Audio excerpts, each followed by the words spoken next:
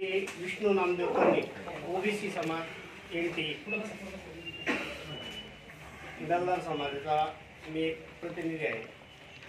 आणि हे जे चाललेलं राजकारण आहे हे काही बरोबर नाही। आपल्याला सर्वांना इथे गुन्हे गोविंदाने राहतोय आपण आतापर्यंत, एकमेकाचे भावासारखे आजपर्यंत राहत आलो आणि एकमेकावर तासीर ओढलं हे बरोबर नाही।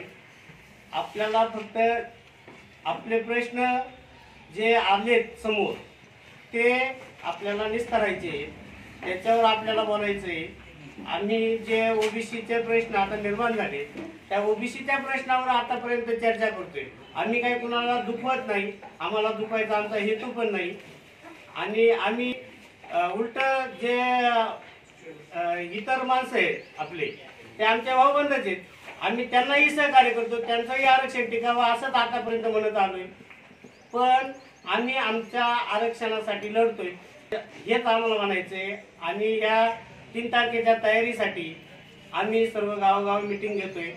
चुकून एखादा शब्द झाला असेल पुढे, पण त्याचा कुणी इश्यू करू नये, हे सगळं वरच्या पातळीवर। आज सीधा आपण भांडलो आणि नाही भांडलो तर हे काय कुणी ते आपल्याला आरक्षण देणार नाही, आपलं आरक्षण आपण त्यांना देऊ शकत नाही। इथं हे सगळं वरच्या पातळीवर होणार आहे, खालच्या पातळीवर असं इश्यू करायचे काही काम नाही। वातावरण दूषित करू नका कुणी, एकमेकाला गुन्हे गोविंदाने राहा।